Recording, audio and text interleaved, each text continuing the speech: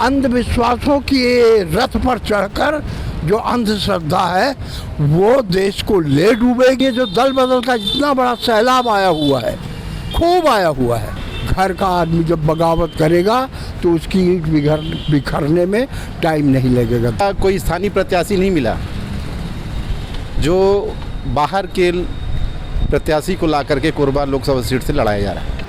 डंका पिटाता है चुनाव का तो सब लोग कान खड़े कर देते हैं। नमस्कार, मैं हूँ राकेश मिश्रा और आप देख रहे हैं छत्तीसगढ़ तक।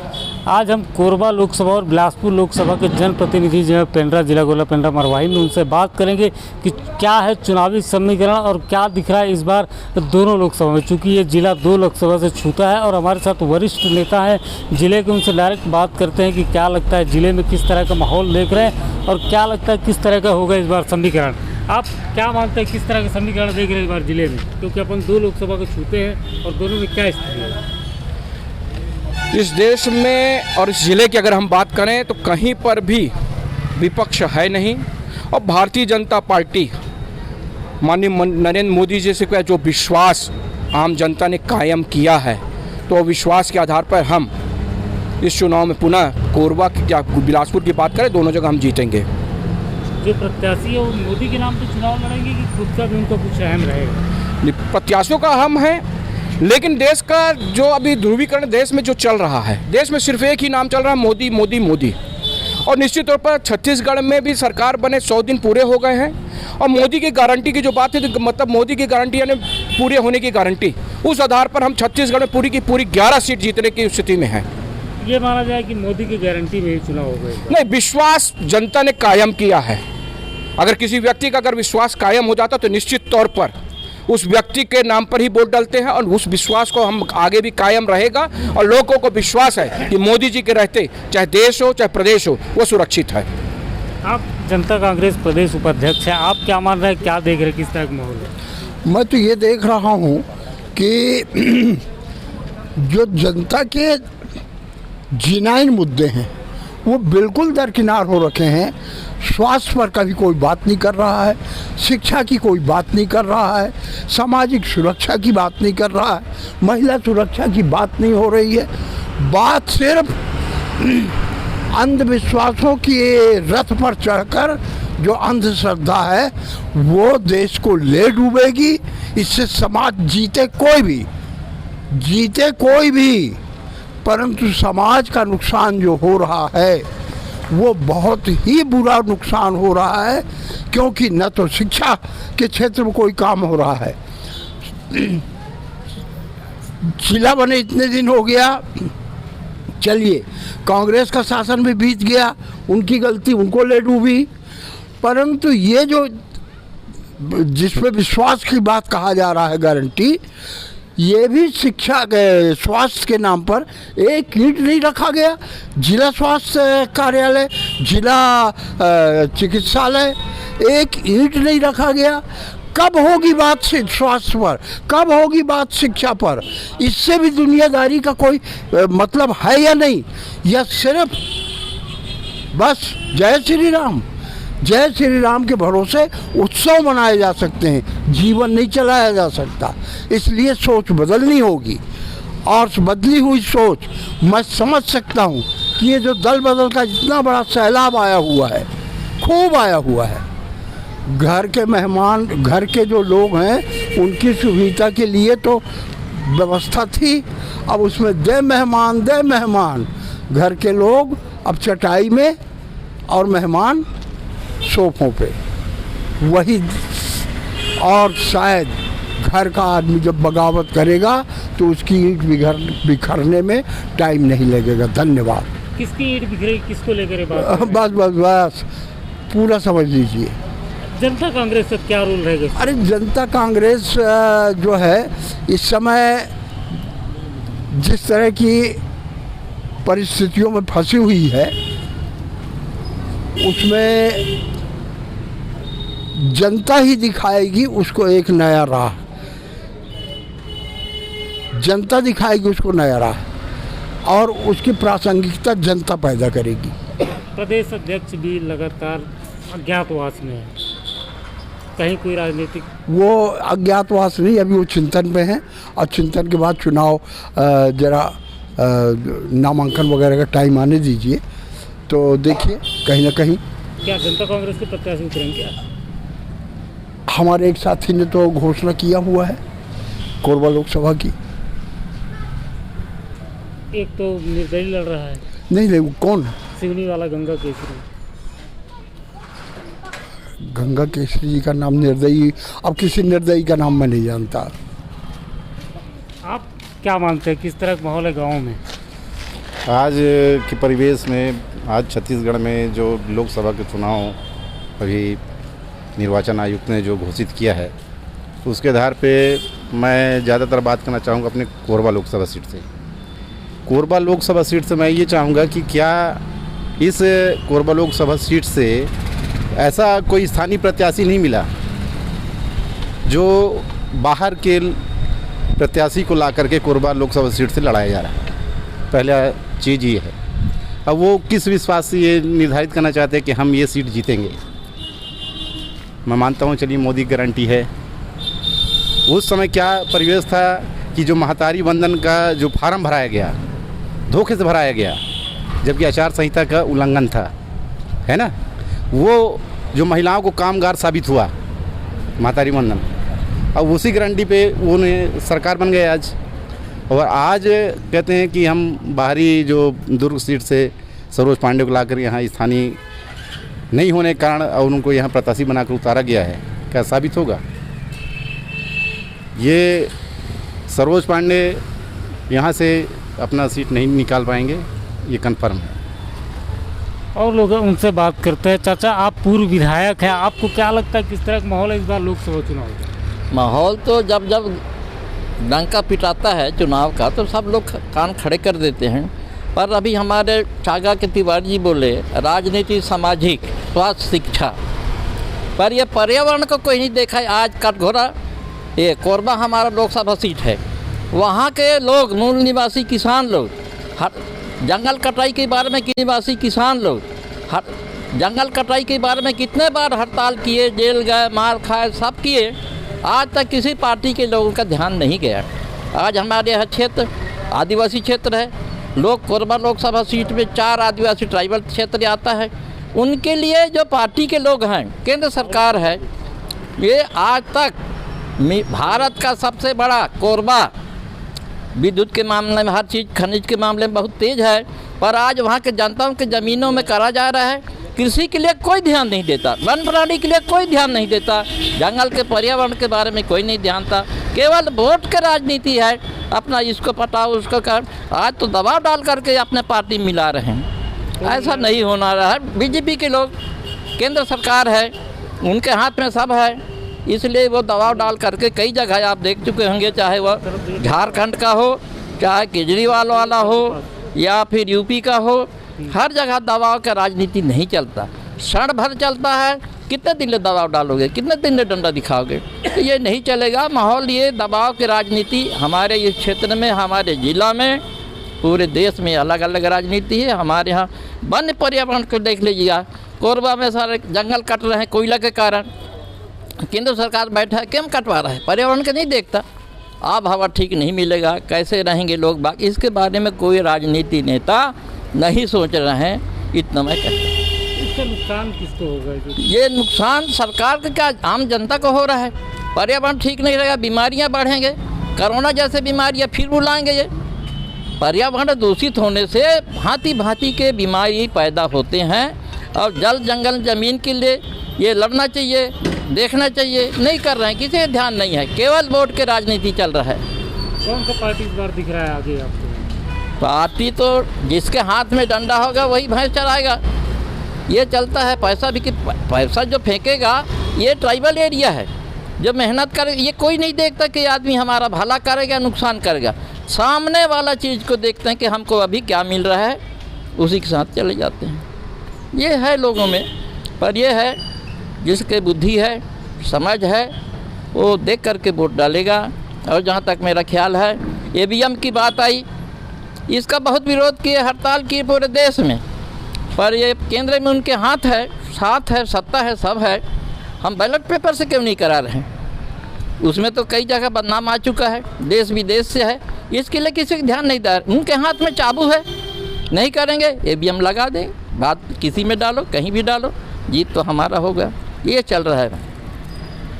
आप क्या मानते हैं? चाचा जी बोल रहे हैं, आरोप लगा रहे हैं, क्या सच्चाई मानते हैं? देखिए 2018 में ईवीएम से चुनाव होने के बाद जब कांग्रेस पार्टी सरकार में आती है तो शपथ ग्रहण कर लेती है। तेलंगाना में जब सरकार में आती है तो शपथ ग्रहण कर लेती है। तो क्यों करते हैं ये? ईवीएम यदि सेटिंग रहती है, वो ख़राब है, कहीं पे भी वोट डालते हैं तो कुछ भी हो जाता है। तो अगर वो ईवीएम ख़राब है या ईवीएम वो है तो कांग्रेस पार्टी क्यों शपथ ग्रहण करती है? क्यों राजस्थान में चुनाव हुआ, जब जीते तो शपथ ग्रहण कर लेते हैं, जब हारते तो ईवीएम पर दोष देते हैं। अब तो चुनाव आयोग ने भी कह दिया है कि ईवीएम पर दोष देना बंद करिए, क्योंकि नाकामी आपकी पार्टी की खुद की है। 5 साल सरकार में रहते हैं, जंगल कटवाते हैं। हंसदेव के लिए भूपेश बघेल खुद कहते हैं कि बिजली नहीं चाहिए क्या, पानी नहीं चाहिए क्या, और जब सरकार से बाहर चले जाते हैं तो भाषण देते हैं पर्यावरण संरक्षण पर। हम मांग करते हैं खुली कि स्वास्थ्य पर चर्चा करिए ना, क्यों नहीं कर रहे हैं? गांव-गांव पर आरोग्य मंदिर खोलने का काम नरेंद्र मोदी ने किया। 5 लाख रुपए तक स्वास्थ्य बीमा का काम नरेंद्र मोदी जी की सरकार ने किया। क्यों नहीं कर रहे? आप 5 साल तक बैठे रहे सरकार पे, कुछ नहीं किया। 15 साल की विधायक रहे, 18 साल से रेणु जोगी इस जगह पर, है ना। एक मुद्दा अगर उन्होंने विधानसभा पर स्वास्थ्य के लिए बनाया हो, विधायक निधि से एक अस्पताल में एक कमरा लगवाया हो, एक बेड भी अगर उन्होंने अपना दिया हो किसी भी अस्पताल पर, उसको लेकर आइए, उस पर चर्चा करिए। अगर आप बहुत स्वास्थ्य पर चर्चा करना चाहते हैं, विपक्ष के पास कोई मुद्दा नहीं।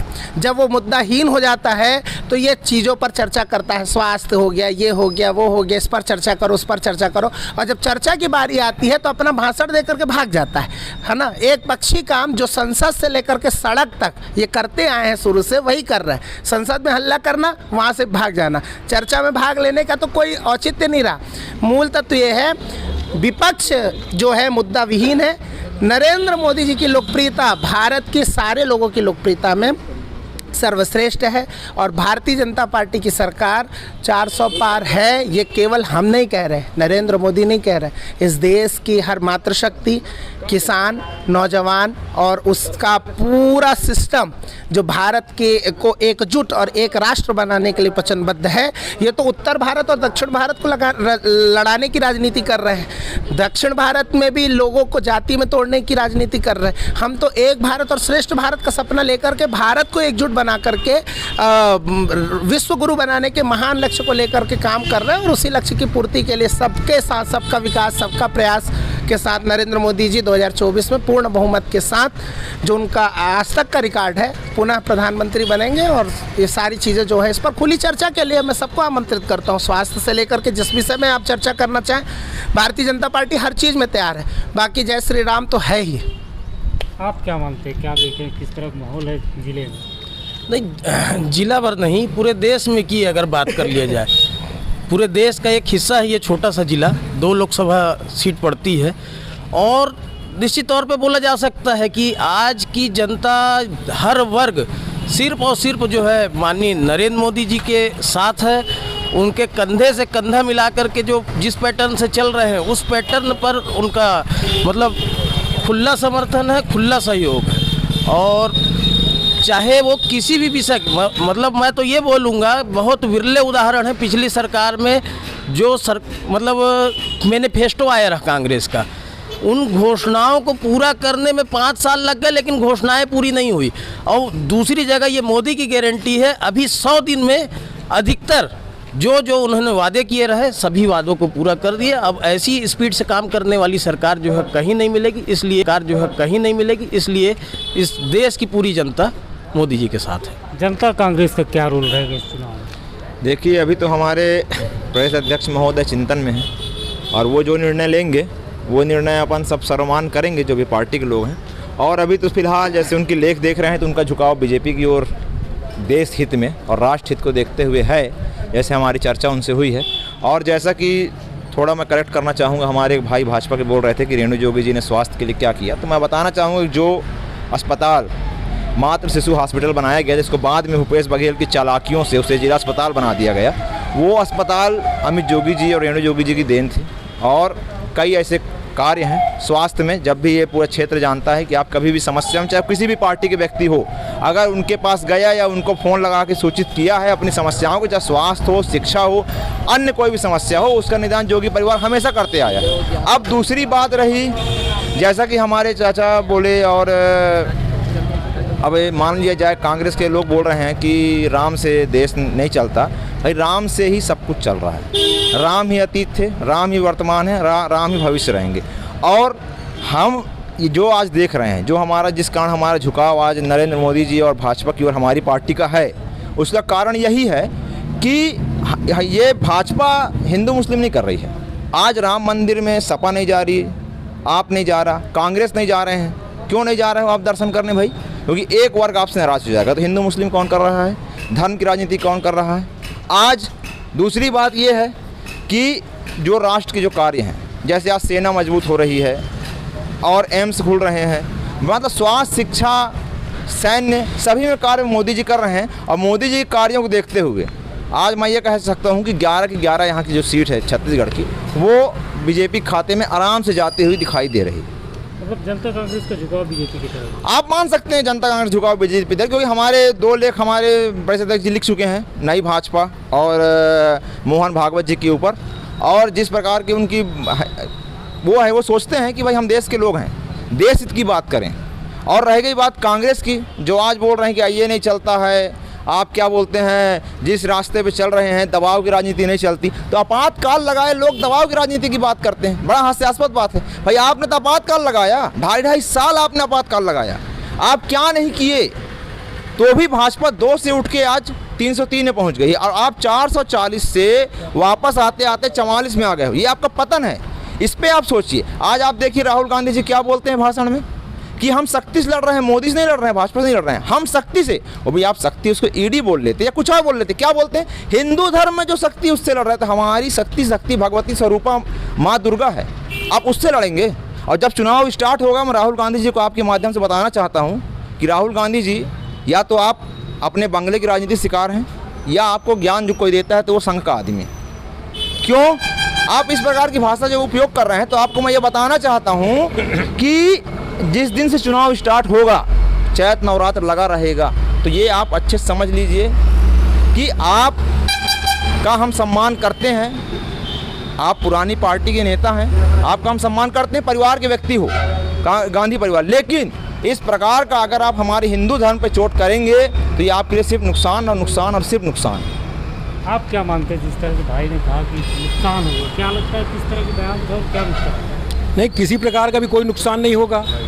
आज केंद्र में बैठी नरेंद्र मोदी जी की सरकार के द्वारा पूरे देश में ईडी का छापा डलवाया जा रहा है, दबाव बनाया जा रहा है बेवजह वहाँ पर। और मैं तो अगर देखा जाए तो किसी भी भारतीय जनता पार्टी के बड़े नेता के यहाँ क्या अभी तक कोई ईडी का छापा पड़ा? नहीं पड़ा। कांग्रेस पार्टी के लोगों को ज़बरदस्ती उच्च स्तरीय नेताओं को वहाँ पर परेशान किया जाए, क्योंकि केंद्र सरकार के अधीन है ईडी वहाँ पर। और राम मंदिर का मुद्दा, राम मंदिर में अभी पूरे के पूरे देश के वहाँ पर संत महात्मा लोग, पीठाधीश्वर लोग, सब लोगों ने विरोध किया वहाँ पर कि जब तक कि राम मंदिर का निर्माण पूरा ना हो जाए वहाँ पर, जब तक इसका वहाँ पर प्राण प्रतिष्ठा यहाँ पर नहीं होनी चाहिए। वहाँ पर सब लोगों ने विरोध किया, बहुत से लोग नहीं भी गए, नाराज भी थे। क्या इस तरीके से संतों को नाराज करके राम मंदिर का निर्माण करना उचित है? क्योंकि यहाँ पर लोकसभा का चुनाव, सिर्फ एक लोकसभा का चुनाव सामने था, इसके चलते नरेंद्र मोदी जी ने वहाँ पर उसको भुनाने के लिए राम मंदिर का निर्माण किया, जो कि गलत था वहाँ पर। और जहाँ तक कांग्रेस की सरकार है, कांग्रेस की सरकार में यहाँ पर जो लोकसभा के अभी चुनाव होने वाले हैं उसमें 11 सीट में से 6-7 सीट हमारी कांग्रेस की निश्चित रूप से आएगी, क्योंकि भूपेश बघेल की सरकार ने, हमारी कांग्रेस की सरकार ने इतने सारे योजनाएं गरीबों के लिए, किसानों के लिए जो चलाए हैं। वहाँ पर एक पेंड्रा में जीपीएम में जो जिले का निर्माण है, जिले का निर्माण बहुप्रशिक्षित, हम लोग भी उस समय आंदोलन किए थे लेकिन नहीं हो पाया था। लेकिन भूपेश बघेल की सरकार ने जो वादा किया था सबसे आते के साथ हमको एक यहाँ पर जीपीएम में जिले की सौगात दिया, और विभिन्न योजनाओं के तहत गरीब भाइयों का, किसानों का बोनस के रूप में देख लो, और भी अन्य योजनाओं के में इतना फ़ायदा वहाँ पर किसानों को, गरीबों के लिए उनकी हितकारी योजनाएं जो चलाई हैं उसका फ़ायदा मिला है निश्चित रूप से। तो उसका फ़ायदा हमको इस लोकसभा के चुनाव में निश्चित मिलेगा। वहाँ पर अभी भी विधानसभा के चुनाव में कोटा विधानसभा में अच्छे भारी बहुमत से हमारा प्रत्याशी यहाँ पर जीता है। वहाँ पर ये तो ईवीएम का खेल है। हमारी मांगे, अन्य पार्टियों की मांगे यहाँ पर कि बैलेट पेपर से चलाने की मांग कर रही है कि बैलेट पेपर वहाँ पर चलाए, उसको क्यों माने नहीं करते कि ईवीएम का पूरा खेल है, इसीलिए अस्वस्थ हैं। 400 पार हम तो कहते हैं कि ये 200 पार कर ले तो बहुत बड़ी बातचीत है। निश्चित रूप से हमारी केंद्र में कांग्रेस की सरकार इस बार बनेगी निश्चित रूप से। जहाँ तक मेरे भाई अभी बगल में जोगी कांग्रेस से खड़े हैं, उन्होंने इस बात को कहा कि जोगी जी भी, मैं भी जोगी जी से जुड़ा हुआ था, जोगी जी भी कांग्रेस से थे, जोगी जी को कांग्रेस ने बहुत कुछ दिया, प्रथम मुख्यमंत्री बना के यहाँ भेजा। यहाँ पर आज चाहे हमारे भाई कुछ भी कहते रहें इस बारे में कि कांग्रेस के बारे में, लेकिन कांग्रेस ने उनके लिए भी बहुत कुछ किया और गरीबों के लिए, हित के लिए, किसानों के हित के लिए बहुत कुछ कर रही है। और ये ईडी का खेल, जो ईडी का खेल कर रहे हैं उसको ये बंद करें। वहाँ पर एक भी भाजपा का नेता, क्या भाजपा में भ्रष्टाचार नहीं है? भाजपा के एक उच्च स्तरीय नेता यहाँ पर भ्रष्टाचार नहीं मचा रहे हैं, उनके यहाँ एक भी यहाँ के नहीं हुआ। और दूसरी बात, ये केंद्र में बैठी मोदी जी की सरकार के द्वारा अडानी, अंबानी, बड़े बड़े उद्योगपतियों को लाभ पहुंचाने के लिए वहां पर काम कर रही है। पूरे देश को बेच डाला इन्होंने। वहां पर चाहे हवाई जहाज़ हो, का अड्डा हो, ट्रेन हो, वहां पर अन्य बड़े बड़े प्रतिष्ठान हो। आने वाले समय में इतना बड़ा बोझ पब्लिक पे पड़ने वाला है इसका कि पूरा देश को ये अडानी अंबानी मिलके ये भारतीय जनता पार्टी से जुट के ये काम को करेंगे, जिसका बोझ पूरे पब्लिक पे पड़ेगा। आप क्या मानते हैं, किस तरह का माहौल देख रहे हैं? चुनावी माहौल किस तरह से देख रहे हैं? क्या आप क्या बोल रहे हैं? देखिए, जैसे इन्होंने कहा, हमारे आदरणीय चाचा जी ने कहा कि जोगी जी कांग्रेस से थे, जोगी जी को कांग्रेस ने बहुत कुछ दिया। तो एक मुझे अभी तत्काल में असम के हेमंत बिस्वा शर्मा जी याद आ गए। वो बहुत अच्छी बात बोले थे कि ठीक है हम लोग मलाई खाए कांग्रेस में रह गए, पर क्रीम किसने खाया? क्रीम तो उस परिवार ने खाया ना जिसने कुछ नहीं किया।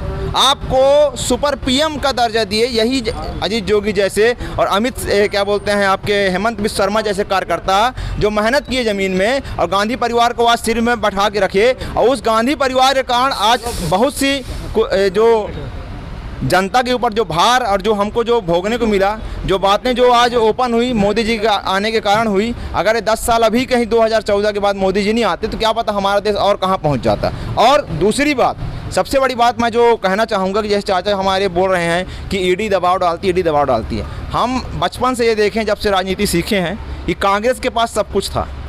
कांग्रेस के पास सब कुछ है, उनके पास वकील भी हैं। जो आप जब 21 वकील राम मंदिर खिलाफ लगा सकते हैं, हमारे पदमाना आदरणीय चाचा जी आपकी पार्टी, तो जो भ्रष्टाचारी भाजपा के लोग जिनको आप जानते हो कि भ्रष्टाचारी चोरी किया, उसके खिलाफ आप कोर्ट जाइए ना। और बेच डाला। मैं भी मान लीजिए ज़मीन खरीदा हूँ तो रजिस्ट्री कराया हूँ तब मेरे को ज़मीन मिलती है। तो कोई एक रजिस्ट्री दिखा दीजिए, कोई एयरपोर्ट की रजिस्ट्री कराया हो, कोई रेलवे की रजिस्ट्री कराया हो, कोई रजिस्ट्री पेपर ला के दिखा दीजिए। इसी सब झूठ के कारण हमको और जनता को, मैं पार्टी के नाते नहीं बोल रहा हूँ, एक आम जनता के नाते बोल रहा हूँ, इन्हीं सब के कारण जनता को भी अब नफरत कांग्रेस से होते जा रही, क्योंकि इनकी पोल अब खुलते जा रही है। अब इनको यही समस्या है। हमारे साथ विधायक जी भी, उनसे बात करते हैं। विधायक जी, कोरबा लोकसभा, बिलासपुर लोकसभा, 2 जिले को छूते हैं, क्या माहौल देख रहे हैं? किस तरह का माहौल है? बहुत अच्छा माहौल है, पूरे देश में माहौल है, पूरे छत्तीसगढ़ में माहौल है। और कोरबा लोकसभा क्षेत्र इससे थोड़ी अछूता है।